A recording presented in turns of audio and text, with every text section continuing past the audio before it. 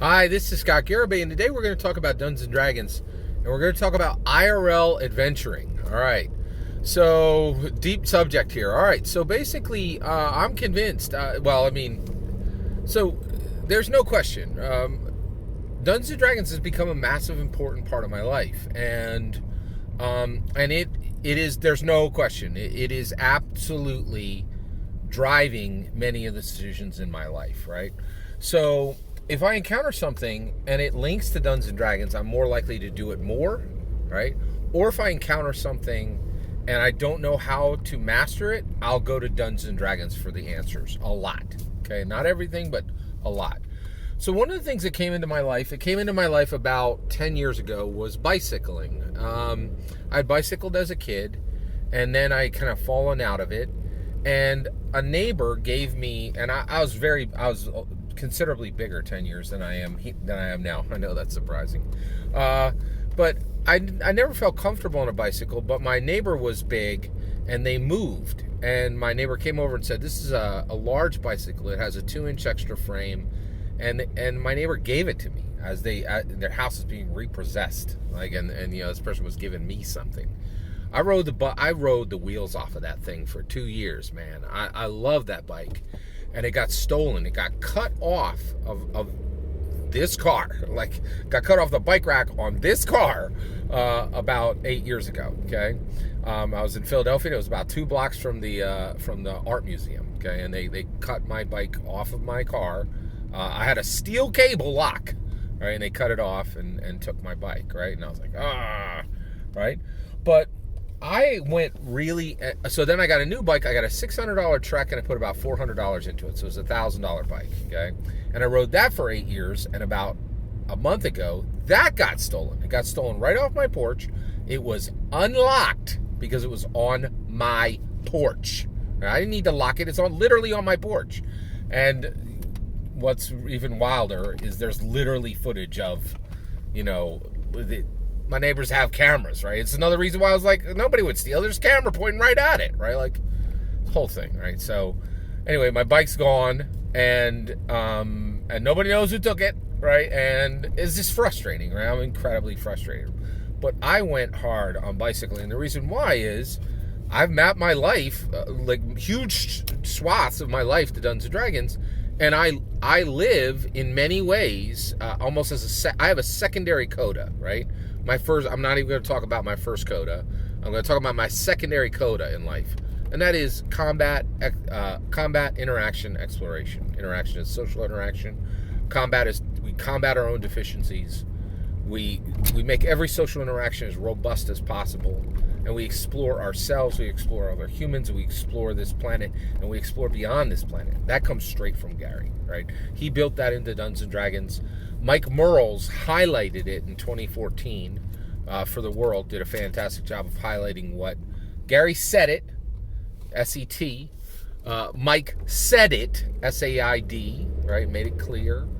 And it's a secondary coda of my life, and bicycling became huge for me because I considered my bike, I called it the Blue Beast, and I considered it my mount, right? And it helped me explore the world, right?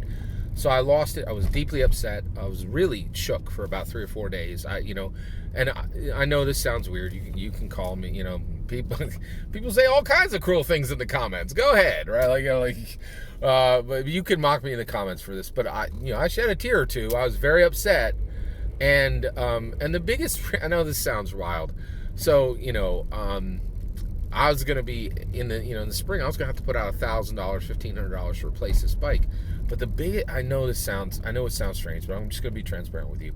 I was heartbroken that this incredible bike that had served me well, for 8 years, I would take it to a fantastic cycle shop near where I was at. I'd drop $150 just to have every single thing refreshed in the spring, and that would get me through a whole year of riding, right? And they'd replace broken spokes. They'd replace the chain if I needed it. They'd give me new tires if I needed them. Everything, right? It was perfect, right? But it was so upsetting to me to think that this bicycle that had served me for 8 years had carried my butt, my heavy butt through Baltimore, Philadelphia, New York, Washington, D.C., Boston, hundreds of miles, maybe over 1,000 miles, and it's just heartbreaking to me to think this thing was in a shed or somebody was painting it black, just spray painting all over its gears. It broke my heart, right? And because this was my mount, like this is my barrack. If you watch Lord of the Rings, Rings of Power, you understand this, right? It bore me, right? And I was heartbroken, just absolutely heartbroken. And so I shared this with some people I knew. Everybody said the same thing. They're like, F you should have locked it. And I was like, ah. And I just say, yeah, it's just so frustrating. I'm like, it was on my porch, right? Like, I don't need to lock something that's on my porch. They broke the law, not me, right? But everybody's like, well, you needed to, make sure it was locked up. And I'm like, F, you can go, kick rocks, right? So that was upsetting. The fact that nobody gave me any sympathy, the whole thing, it was just terrible, right? So a friend of mine, I got some older friends, and they read the actual newspaper. So one of my friends read the actual newspaper and brought me this article, right?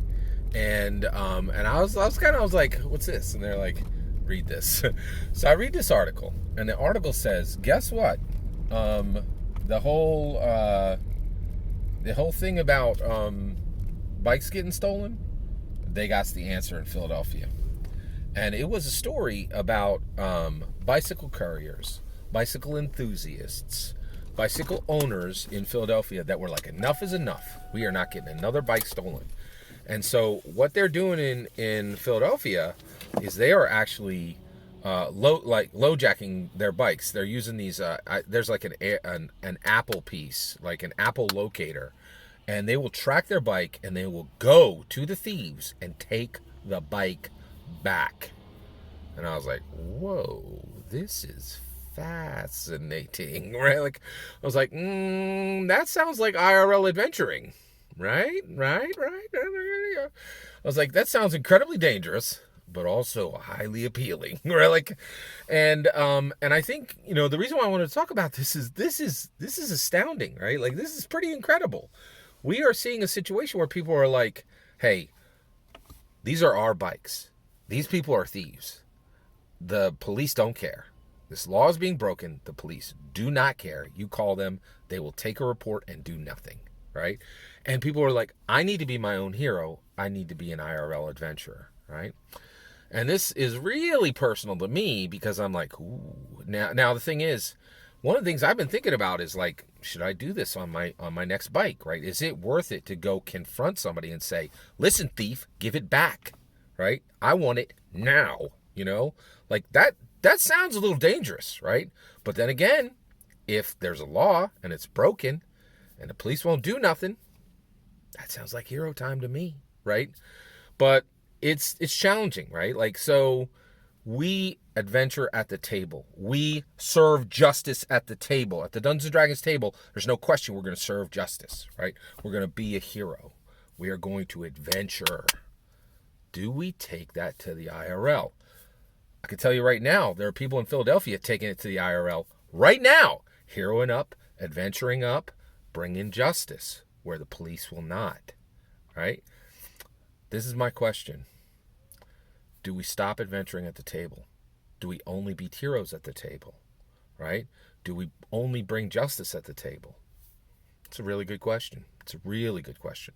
I ain't made my decision. I would really like to, because I'm like, is that worth a bike? But then, I have to say, it galls me that Blue Beast is somewhere stripped for parts, painted over, somebody riding, Blue Beast whose butt shouldn't be on it, right? Where's the hero? Where's the justice? Where's the adventure to get it back, right? Blue Beast is gone. I ain't never going to see Blue Beast again, right? But my new bike, am I ready? Am I ready to be a hero? Am I ready to bring justice? And am I ready to adventure beyond the table? I can be a hero. I can bring justice. I can adventure at the table.